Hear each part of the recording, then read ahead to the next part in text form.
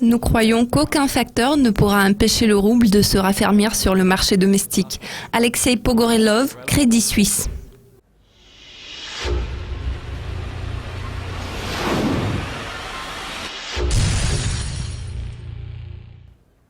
Selon le ministre russe du développement économique, le rouble russe est entré dans une tendance à la hausse après avoir atteint son niveau plancher en janvier. Envisagez-vous la poursuite de la tendance au raffermissement du rouble contre le dollar américain à court terme ?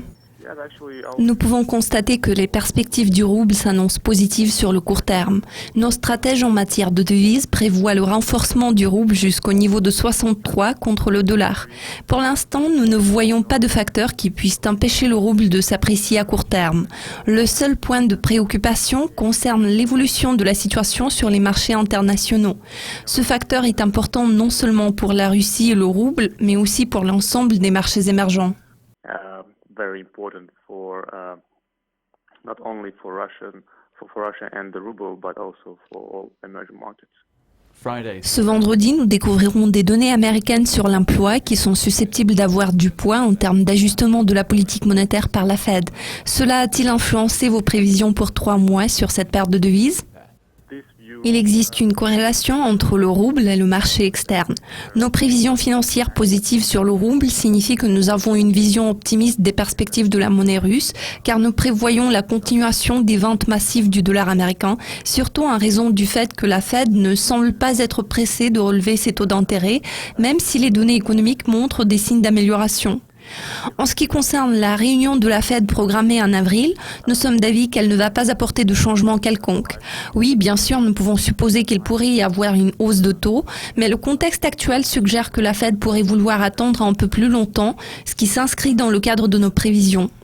Nous croyons que la tendance récente aux ventes massives du dollar va se poursuivre, ce qui influe également sur nos prévisions sur le rouble. Ma toute dernière question pour le moment. En parlant du long terme, quels sont les indicateurs clés qui sont censés façonner les perspectives du dollar-rouble dans un intervalle des 12 prochains mois ? Il serait logique de supposer que cette paire de devises va se négocier dans une fourchette comprise entre 70 et 80 dans la période couverte par cette analyse, vu le manque d'efficacité de la politique budgétaire.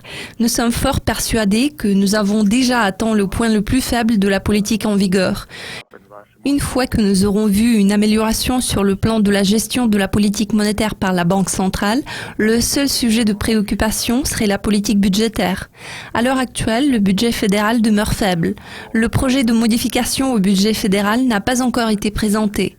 Il y a eu de nombreuses discussions à ce sujet plus tôt cette année. Pourtant, jusqu'à présent, ils n'ont pas abouti à des résultats concrets. Je tiens à ajouter que nous sommes prudemment optimistes. Cependant, le déficit risque d'apparaître à près de 4% du PIB.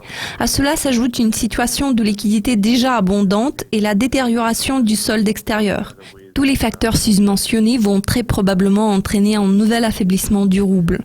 Un autre facteur important à prendre en compte est le fait que le rouble est une monnaie qui jouit d'une grande popularité auprès des investisseurs. Presque tout le monde détient des titres libellés en rouble. Par conséquent, si les investisseurs décident de fermer leur position sur le rouble, cela va inévitablement créer une forte pression sur la devise. If investors start closing their position, probably it would put some pressure on the ruble as well. Alexei, tous mes remerciements pour votre participation aujourd'hui. C'est tout pour le moment. Ne ratez pas la prochaine édition des prévisions qui sera présentée par Monica Gibson.